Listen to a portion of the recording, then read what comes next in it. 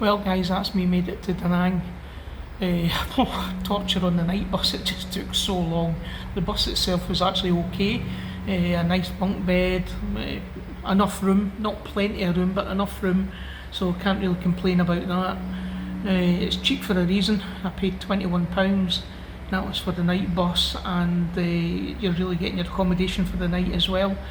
But I was to go to the travel office at 4:30 p.m, which is fine. I thought that's where the bus would leave from, but no, we were to get a minibus from the travel office to where the big bus was. The only issue was that the minibus never turned up, so they had to pull me and another guy into a taxi at about 10 to 5. It took an hour through the Hanoi traffic, which is absolutely unbelievable at rush hour. I've seen Bangkok at rush hour, I've seen Phnom Penh at rush hour, I've seen major cities in Singapore and Malaysia at rush hour. Nothing like Hanoi. It is just absolutely crazy traffic. I mean, I've never seen anything like it in my life. So we managed to navigate the traffic. It took us an hour to get to the bus. The bus, there was one guy on the bus who was just a bit snappy and a bit rude, trying to sergeant major everybody on, but I suppose when he's dealing with some nuggets that get on these buses, he's got to be like that. Sometimes he was alright, but other times he was just a little bit bossy, but it was fine. One of the problems was there were so few stops. Everybody was needing to go to the toilet, and it only stopped twice, but when they stopped to pick up people en route, we all jumped off to go to the toilet, which made them a wee bit unhappy because we kind of interfered with their schedule. And then the weirdest thing happened. About 2 o'clock in the morning, the bus pulled up outside a restaurant. Now normally when I've done night buses in Cambodia, everybody piles off and we'll get some food at a restaurant. Now the drivers left us on the bus and they went and got their dinner. And all I could think of is you've got a full bus of people.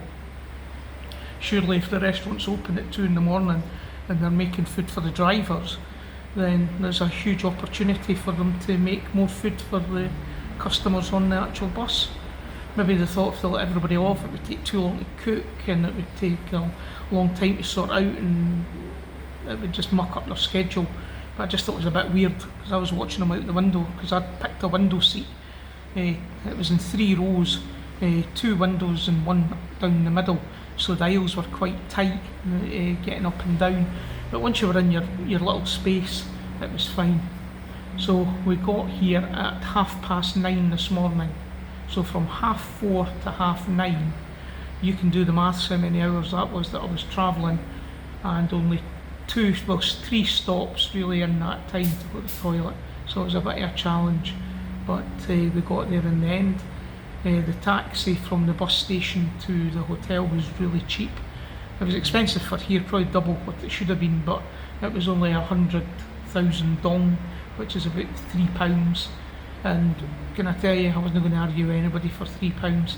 It was better than the taxi that I got from the airport to Hanoi, because that was really expensive. It was like $30, so I felt kind of ripped off with that. I could have got it from the hotel for $20, but I never thought to book it. So lesson learned. But hey ho, that's just what happens when you're travelling. So here I am in Danang. Went for a little walk today, waiting on my room because I arrived at 9:30. Got to the hotel at about 9:45. So the room's not ready until 1 o'clock. Told me to come back at 1. I went and got something to eat down by the Dragon Bridge. I'm going to go to my room once I get the key, go and get a shower and head down to the beach. I'll jump in a grab taxi to the beach and just see what that's all about, because it was the first place that the American soldiers landed at the beginning of the Vietnam War, when they were essentially a peacekeeping force at that time.